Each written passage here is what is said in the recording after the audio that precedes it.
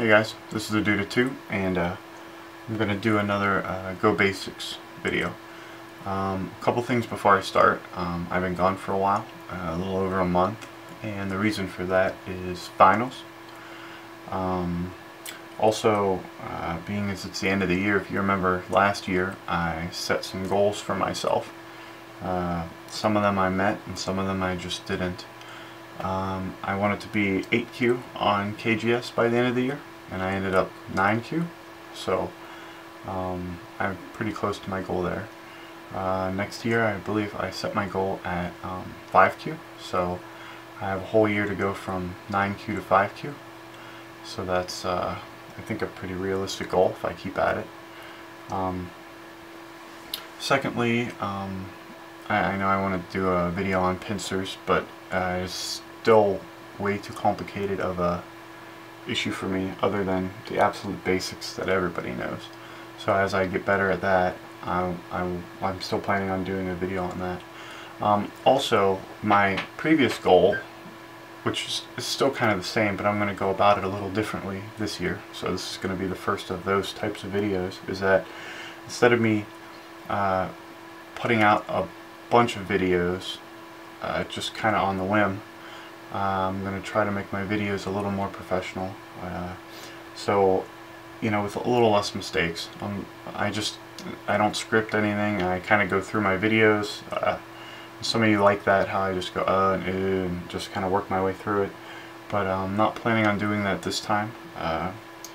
This time and from here on in, I'm going to try to make fewer videos at a higher quality with less mistakes and a little bit of scripting, so I don't have to kind of fumble around the board and end up making a mistake that you guys call me on, and it's not good for me to have to constantly fix all my mess ups to, you know, keep my channel viable for beginners, so I don't put out wrong stuff. And also, it's not fair to you guys to have to figure out what I'm supposed to be figuring out for you, for the beginners. So this page is still going to be kind of like a journal for me. As I learn something, I'm just kind of sharing what I'm learning. I'm not claiming anything is correct unless it's something that a high-ranking Go player or a professional recommends. If it's my recommendation, I will tell you about it.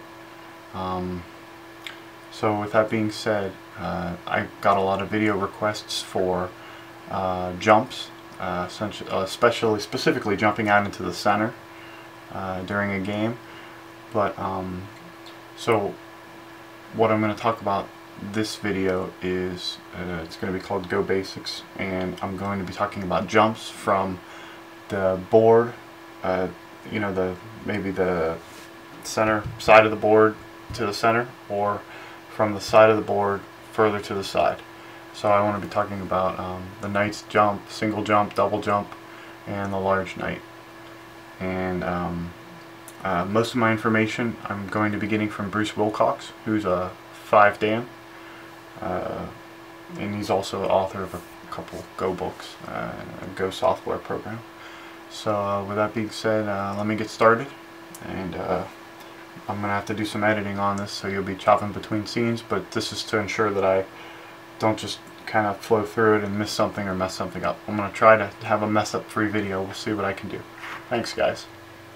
So what we have here is 2 stones from the 4-4 point, and what we're going to do is we're going to do a regular knight's jump here. Is it safe, right? Because we know that a regular knight's jump, I'm sorry, where am I? Sorry. A regular knight's jump can be cut, right? Place here, right place here. It can be cut. So is there a way to do a knight's jump which cannot be cut? Well, I guess the answer is no. A knight's move can almost always be cut, okay? But a reinforced knight's jump is a lot safer, and under the right circumstances, it is a good move to play. So here is the knight's jump from a reinforced group of stones, right? And the reason this works good is because if white tries to pull his regular shenanigans and cut, white will play here. Now black is not going to be able to immediately capture white, right? Because if he plays here and white plays out, black just made another cut point for him. Now there's 3 cut points, right? And if black wants to take this a bit further, you know, now there's cut point city, right? It's probably not the best for black, but black is normally, when we go back to the original position here, without getting too complicated, sorry, right here, here's the knight's move. Black is normally able to choose which cut point to protect, and it's usually, you know, it usually works out okay for black, or something like this, right? Because white just ends up in a weaker position, as opposed to the not so weak position of the regular knight, right? If we go back to this and white tries this without black's reinforcement stone, it's a lot more difficult for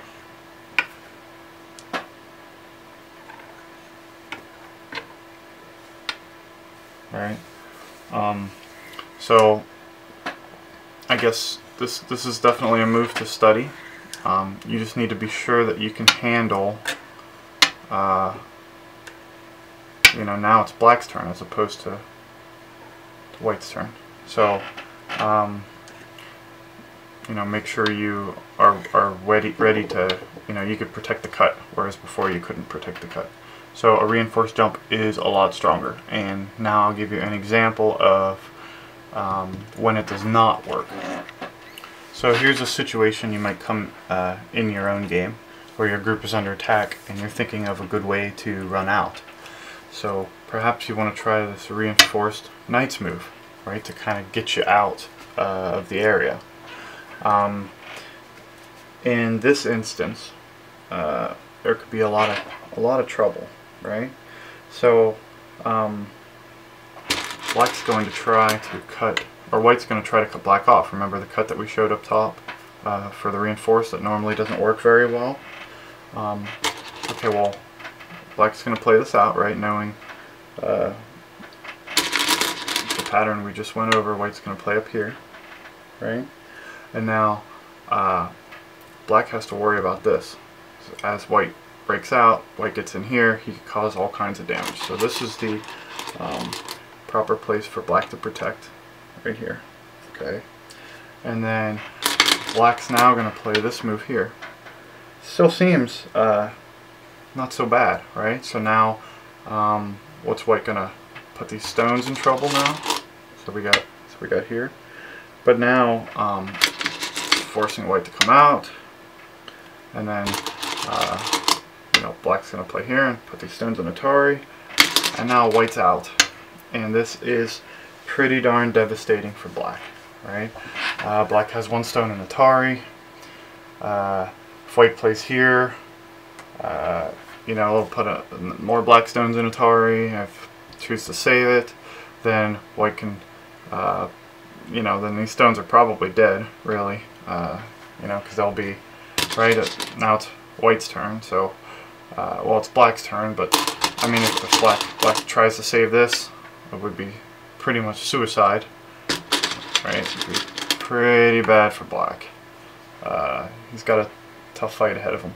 So, point of the story is, it's much safer up, you know, toward the side, but not quite so safe jumping out into the center with that one. So that's example 1. Okay, guys, you probably see this jump a lot in your games. The double knight's move. See, we have a knight's move this way, and we have a knight's move this way. So how safe is this? Well, really, the question you need to ask yourself when doing this jump is it okay if white cuts you here, right? In this instance, it is okay because you're so close to the edge of the board, right? If white cuts in here, black can just capture the cutting stone. But if you're a bit further out, trying this move here, and well, we'll move you out this way. And if white manages to cut back here, he could do all kinds of damage this way. You need to ask yourself, can you handle that type of situation? So so how would white, right, here's a double knight, how would white go about trying to cut these stones right here? Well, the normal way would be, so let's see, black would play here, right? Pick one of the knight's moves to cut. We'll pick this one. So white's going to play there, and then black's going to play up, try to keep all his stones connected, and now white's going to play 4 here, and then black's going to play 5, protecting one of the 2 of the vital cut points. And then, as I said before, the question is whether or not black can handle this cut. In this case, he can. Right? If white tries to run out, black's just going to kill it. So, in this instance, it is a good example of you know, a good safe jump. Now, let me show you another example where it is not so safe. So let's give you guys the exact same example we had last time, but instead of a regular reinforced small knight, we'll do a double, and we'll see if this double knight, the knights move from here and here. So we'll see if this works out any better than the reinforced knight. So where would white want to cut? Well, pick a knight's cut that you would work for a regular knight's move, play it out, see if it works. In this case, this is the one that seems to work really well. Right, you're cutting this one, and then black's going to play here once again to try to keep everything connected, and white's going to play here. And now we see that we have some issues, right? Black's got 2 cut points here and here. If he plays here, he's going to lose everything. This is all in big trouble. If he plays here, same issue. He's not quite going to lose everything, but these stones are probably dead and in a lot of trouble. So this is an example of a way to use and a way not to use the double knight's jump. Okay, let's keep it basic. I decided to go over the knight's move, the regular knight's move without any reinforcing stones. So this is white approaches black here, and black's going to take a knight's move over this way. Is this safe? Is this anything we have to worry about? Well, it is safe as far as being cut's concerned, because black has this this corner, right? So if white decides he does want to cut, he'll play here. I'm sorry. He'll play here. And then, oh, let's see, why am I getting confused here? Okay, so white will play here, and then black will play here. And then, white will play here, right? Cutting it. Black's able to kill the cutting stone, just like we showed in the last instance. So this is an instance of where a knight's jump along the side of the board is actually safe. Right? Doesn't have to worry about being cut. The problem would be if white had a stone under here that could undercut something like this. But as far as strictly cut's concerned, it's well done because of the corner. So what happens when black decides to jump to the center instead of from the instead of across the side using the wall? Okay, so we'll use this example of black trying to run into the center. Let's say that white approaches black from here, and black says, "Fine, I'm just gonna run to the center." How safe is this? Can black maintain a good connection with this? Well, not a good idea, and the reason is because black can cut, right? I'm sorry, white can cut. So what's a good way for white to cut? We'll play here, and then black plays here, and then white plays here. And just cuts it to shreds, just with this. White's perfectly safe, right? Any move black tries to do, white could stay connected with this group and this group, and black's just cut off, and not in a good shape, which is the reason why that move is not Joseki. Let's check out another one here.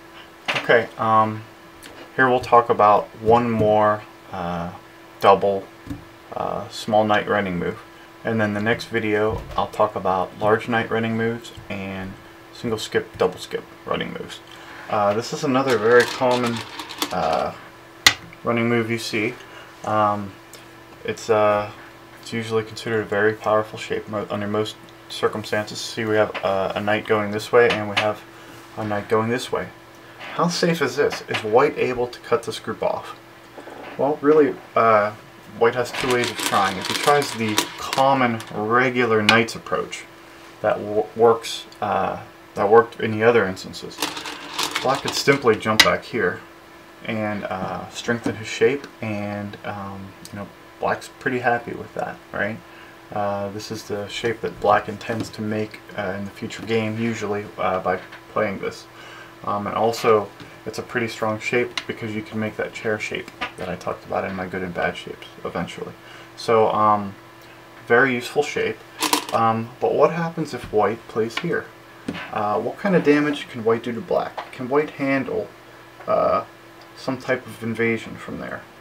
Well, normally black will pick a side. In this instance, because it's this stone that's kind of jumping in that's closer, black's going to pick this side, right? And so, you know, instead of connecting, white's going to run down, because remember, he's trying really hard to do some damage here. And then black wants to fix up here, and now white gets his cut, right? But is it really that bad of a deal, right? Because now black puts this white stone in Atari, sacrificing this stone here. White's gonna have to come out or lose his stones, right? Black gets another free pushing move here, which white has to move out and protect. And usually, instead of taking, because then black would have another forcing move, white's just going to play out here. And then black can decide whether or not he wants to protect this. I'm sorry, black can decide whether or not he wants to protect this, play here, or just connect, right? But all in all, black is very strong here. He's got good corner potential. He's got forcing move here. He's got a nice wall this way, which is for the corner potential, but he's also got a nice wall this way. He could attack this stone, and he's got center access. So black definitely made out in the end of this one. So that's it for this last example of small knight jumping. Well, that's it for part one of running with ghost stones and jumping with ghost stones. Hope you guys like the new format, which as I said earlier, is me making less videos of higher quality instead of more videos where every time I kind of learn a neat little tidbit I throw in, and you know, I jump in and just kind of show you one or two small things which I just kind of bumble around. So hopefully this video is of a little higher quality, and I'll end the year with this video. I want to thank you guys for your support and your kind words and your comments and your criticisms. I do listen to every single criticism. Some of them are kind of harsh, and I want to reiterate that my purpose is not to really teach anybody anything. I'm just showing things that I've learned that are useful to me. It's kind of like a Go journal. If you want absolute authoritative Go knowledge, you're going to have to find a really high-ranking professional to teach you absolutes. If you want pretty good, for sure things, you want to find yourself a Dan level player or a black belt, right? I'm not trying to claim to be some type of authority or anything, which is what I'm being accused of. In my introductory video, I think I made it pretty clear that I'm just trying to help out the beginner by showing basics and concepts and that's the purpose of it. I'm not trying to steal anybody's steam or anything. I'm just trying to help out the Go Club, right? Just trying to help out the Go community with some basic stuff. So hopefully this video wasn't too boring for you. I'm gonna pop all these clips together, and hopefully this will give you a little bit of a better idea about when or when not to make a small Knight's Jump, or a reinforced small Knight's Jump, or a double small Knight's Jump, and how safe is it, and is it a better move than say a regular Kosumi or diagonal, or just a regular one space jump. Next video I'd like to go over one space jump, two space jump, and the large Knight, which is a bit more complicated, but I'm keeping all of these as basic and simple as possible, as I do with all or most of my videos. Comments, criticisms, welcome. I hope you guys all have a nice, safe new year. Keep playing Go, and that's about it. If you have any questions, just drop me a line. It takes me a while, but since I'm done with my finals, I should be able to answer questions a little more timely. That's about it. Thanks guys, appreciate it, and I'll see you next video.